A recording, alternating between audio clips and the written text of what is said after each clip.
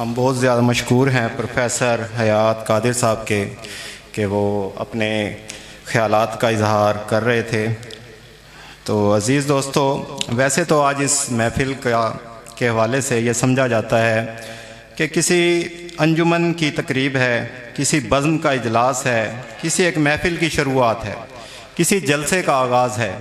کسی شاعر نے کیا خوب کہا ہے، اے اہل نظر ذوق نظر خوب ہے لیکن، اے اہل نظر ذوق نظر خوب ہے لیکن، جو شیء کی حقیقت کو نہ دیکھے وہ نظر کیا ہے۔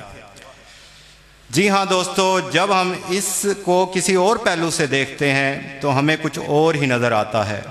حقیقت شیء کی نظر دیکھتے ہیں تو یہ حقیقت منکشف ہوتی ہے کہ یہ صرف کسی ایک انجمن کی تقریب نہیں بلکہ ہماری ایک نئی زندگی کی افتتاحی تقریب ہے۔ یہ صرف کسی ایک بزم کا اجلاس نہیں بلکہ ایک نئی امنگ کے لیے جد و جہد کرنے کا اعلان ہے۔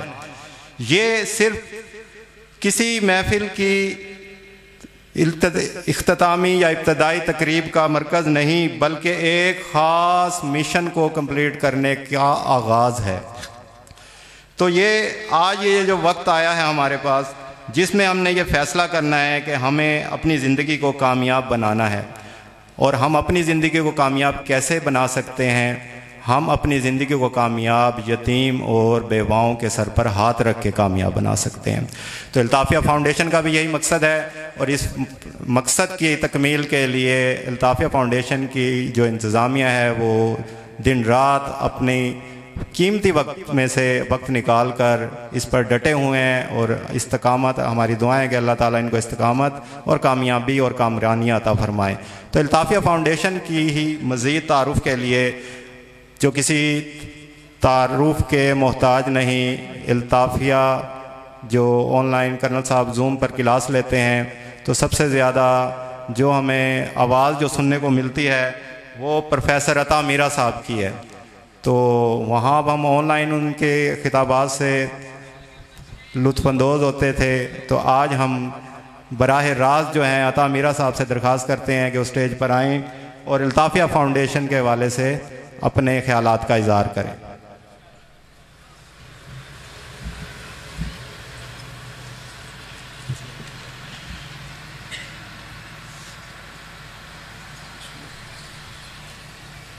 اللہ اکبر۔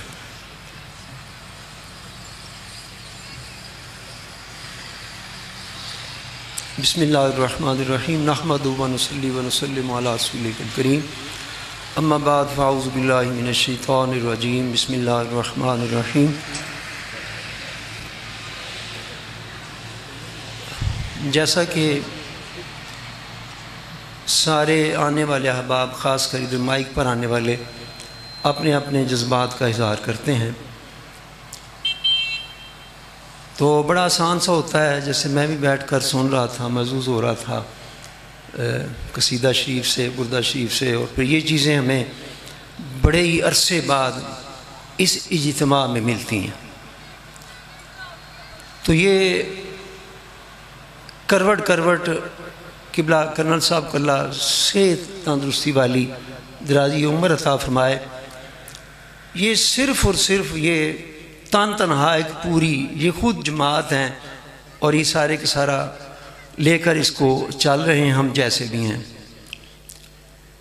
ذکر کے حوالے سے باتیں ہو رہی تھیں، انشاءاللہ تفصیلی پھر آپ کو تعارف خود کرنل صاحب کروائیں گے۔ بہت سارے ہمارے احباب وہ ہیں جو خاصے اس سے واقف ہو چکے ہیں الحمدللہ۔ اللہ تعالیٰ کی مہربانی سے یہ آہستہ آہستہ جو اپنے مشن کی طرف یہ ہمارا کام جو ہے نا وہ بڑھ رہا ہے۔ اللہ پاک مجھ جیسوں کو بھی جناب کا دست و بازو بننے کی توفیق عطا فرمائے۔ میں سوچ رہا تھا کہ پلیٹ فارم ہمیں دے دیا گیا ہے کہ اس پر آپ آئیں اور اللہ کی رضا کے لیے آئیں، صرف جس کا مقصد صرف اللہ کی رضا ہو۔ آپ اس مشن میں، الطافیہ فاؤنڈیشن کے مشن میں آپ کو یہ چیز کشاں جو ہے آپ کو یہ نظر آئے گی۔ تو سوچ میں بھی رہا تھا کہ اب جہاں جانا ہے تو وہاں کیا مقصد لے کر جانا ہے۔ بڑی اچھی بات انہوں نے بتا دی کہ مقصد ہوتا ہے کہ انسان دنیا کے اندر رہ کر اس میں اتنا مشغول اور مصروف ہو گیا ہے کہ اسے چاند لمحے بھی اپنے اللہ کی یاد کے نہیں مل رہے، چاہنے کے باوجود بھی. یعنی کہ میں اپنے خیالات کا، اپنے جذبات کا آپ کے سامنے اظہار کر رہا ہوں. لیکن پھر جب ہمیں یہ موقع ملتا ہے، جس طرح کہ بھائی نے ذکر کیا ہے کہ وہ بھی بے لوث اور بڑے کسی وقت تھکے ہوئے کرنل صاحب ہونے کے باوجود جو رات کو کلاس ہوتی ہے، اور پھر مشفق مہربان اتنے ہیں، کوئی آ جائے تب بھی ٹھیک ہے، نہیں آتا پھر بھی اس کی غیر حاضری کوئی نہیں لگی، اگلے دن اس کو کچھ بھی نہیں پوچھا جاتا. میرے صوفی صاحب تھے، میں ان کے پاس مقداش پڑھتا تھا تو انہیں کہنے لگے کہ یہ مجدد پاک کا تو یہ فارسی میں ہے سارا، تو پروفیسر صاحب ایسا کرتے ہیں کہ اردو چھوڑیں فارسی پڑھیں. مجھے تو فارسی آتی کوئی نہیں. کہنے لگے چلو پھر آپ کتاب کاپی لاؤ تو یہ کرتے ہیں. انہوں نے شروع کروایا. وہ کئی بار وہ لفظ آتا تھا، جب میں پڑھتا میں پھر بھول جاتا تھا. کہتے یہ کل بھی آیا سی، میں چپ کر جاتا تھا، اور چپ کا فائدہ بڑا ہوتا تھا، یا نہ ہاں یا نہ، تو وہ بتا دیتے تھے. یہی اللہ تعالیٰ نے کرنل صاحب میں الحمدللہ صلاحیت بری ہے. اللہ سے بار بار یہی دعا کرتا ہوں. ذکر کے حوالے سے ہی میں ایک بات کروں گا. یہ آپ کے سامنے تافیہ فاؤنڈیشن موجود ہے. انشاءاللہ اللہ کے در پر بڑی امید ہے.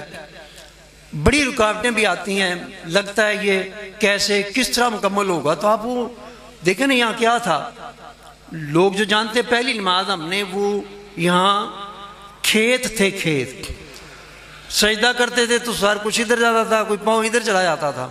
اب آہستہ آہستہ الحمدللہ یہ مسجد کے اندر مستورات کے لیے انتظام ہے، اس کا چھت پہلا بڑھ گیا. اس طرح یہ جب اللہ چاہتا ہے تو یہ آگے کام بڑھتے رہتے ہیں، انشاءاللہ یہ بڑھتے رہیں گے.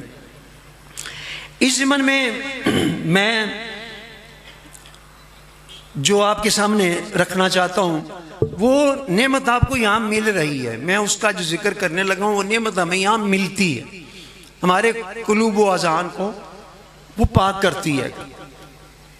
کس طرح ہوتا ہے؟ دل اتنا سارا تو ہے، اس کے اندر کروڑ ہار مصیبتوں کو جمع کیا ہوا ہے، تو یہ کیسے دور ہو سکتا ہے؟ پہلی تو بات وہی ہے کہ محبوب علیہ السلام نے فرمایا کہ جددوا ایمانکم بقول لا الہ الا اللہ. ایمان کو تازہ کرتے رہو، رینیو کرتے رہو. کس سے؟ اللہ تعالیٰ کے ذکر سے. اور وہ ذکر ہمیں یہاں ملتا ہے. ہمارے یہاں اس اجتماع پر آنے کا اور یہ مقصد جو ہے یہ ضرور لے جائیں. اور اسی ضمن میں مولانا روم کی جو ایک گفتگو ربائی ہے، میں اس کا آپ سامنے رکھتا ہوں، اور پھر انشاءاللہ اجازت. گر تو خواہی زیستن بآبرو، یہ پیغام میرے لیے اور آپ سب کے لیے. ہم سب چاہتے ہیں ہم باعزت زندگی گزاریں، ہمیں بڑی باوقار زندگی جو ہے وہ میسر آئے، ہونی بھی چاہیے. یہ اچھی خواہش ہے، لیکن اس کا مقصد یہ نہیں ہے کہ دنیا کو دکھانے کے لیے. مقصد پھر یہی ہے اللہ کی رضا، اللہ کی رضا کی خاطر. مولانا روم فرماتے ہیں گر تو خواہی زیستن بآبرو، اگر تو یہ چاہتا ہے کہ تیری یہ زندگی بڑی عزت کے ساتھ گزرے، بڑی آبرو کے ساتھ گزرے. آپ یقین جانیے، بندہ کسی کی کوئی پرواہ نہیں کرتا. کس وقت ایسا وقت ہوتا ہے کوئی پرواہ نہیں کرتا. اللہ کے ولی کے پاس قبر پر بیٹھا ہوا کسی کو کچھ خاطر میں نہیں لاتا. وجہ آپ یہاں ذکر کر رہے تھے، قصیدہ شریف پڑھا کہ آپ نے غور کیا ہے ان ہستیوں کا ذکر الصالحین عبادت تنزل الرحمت عند ذکر الصالحین. اللہ کے صالح بندوں کا ذکر بھی عبادت بھی ہے، اور جہاں اللہ کے بندوں کا ذکر ہوتا ہے وہاں رحمت کا نزول ہوتا ہے. توجہ آپ کی ہونی چاہیے، اس وقت توجہ کرو. اور اس ذکر کے دوران اللہ کے پاک بندوں کا جنہوں نے رب کو راضی کیا ہے، آج ہم ان کے یہ شجرے پڑھتے ہیں. کیا تھے وہ اللہ کو راضی کر لینے والے تھے. اسی میں یہ فرماتے ہیں گر تو خواہی زیستن، آج ان سے بڑھ کر کسی کی عزت ہے؟ ہمیں ملے نہیں ہیں، دیکھے نہیں ہیں. وہ خدا سے شروع ہوتا ہے اور یہ سجدہ شریف کے آخر تک ذکر ہوتا چلا جاتا ہے. انسان اس میں اپنی یہ خوشی اور لذت محسوس کر رہا ہوتا ہے. کیا ہے یہ پھر ہستیاں؟ یہ اللہ ہی بہتر جانتا ہے۔ مولانا روح فرماتے ہیں گر تو خواہی زیستن بآبرو ذکر او کن ذکر او کن ذکر او۔ اس کا ترجمہ اب یہاں جو لکھا مجھے ملا تھا وہ میں تو نہیں کر سکتا، لیکن ایک ہی ہے کہ تیرا کوئی لمحہ بھی اس کے ذکر سے خالی نہ ہو۔ علامہ اقبال جو نا مرشد اقبال وہ فرماتے ہیں کہ میرے ذہن میں، علامہ اقبال فرماتے ہیں دعائیہ کلمات ہیں، میں نے یہ بھی پڑھنے سے وقت تو تھوڑا ہو گیا نا، آپ فرماتے ہیں میرے ذہن میں تیری فکر رجوع اللہ۔ علماء بھی بیٹھے ہوئے ہیں میرے جیسے ان پڑھ کو رہنمائی فرمائیں گے، میرے ذہن میں تیری فکر ہو، اب میری سانس میں اللہ تیرا ذکر ہو۔ میرے ذہن میں تیری فکر ہو،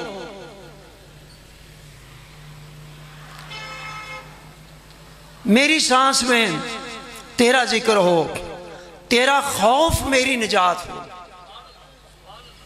اتنا پیاری دعا ہے علامہ اقبال کی، یہ ایک ایک لفظ اس کا ساری کی ساری، لیکن یہ بیچ میں اس ایک میں نے آپ کو نمونہ خربارے اس میں سے آپ کو یہ سنا دیا ہے، یہ کہ انسان کی توجہ اپنے اللہ کی طرف ہو اور اس کا ذریعہ وہی ہے یہ جو آپ نے پڑھا ہے اللہ والوں کا، ان کے ساتھ میل ملاپ سے یہ نعمت ملتی ہے۔ اکیلا انسان کچھ نہیں کر سکتا، اس کی رکاوٹیں بڑی ہیں۔ یہ مکمل کر کے اجازت چاہتا ہوں۔ گر تو خواہی زیستن بآبرو ذکر او کن ذکر او ذکر او کن ذکر او کن ذکر او ہر گدارا ذکر او سلطان کو ناد۔ ہر چاہتا ہے کہ میرے حالات ہو جائیں، اچھے ہو جائیں، میں بھی بادشاہ بن جاؤں، چاہتا ہے۔ مولانا روم فرماتے ہیں کہ یہ اللہ کا ذکر ہی ہے جو گدا کو بھی سلطان بنا دیتا ہے۔ تو ذکر او بس زیور ایمان کو ناد۔ اللہ مجھے اور آپ کو عمل کی توفیق عطا فرمائے اور ان ہستیوں کی قدر کرنے کی اور ان کے احکام کو ماننے کی اللہ توفیق عطا فرمائے۔ وما علینا الا البلاغ۔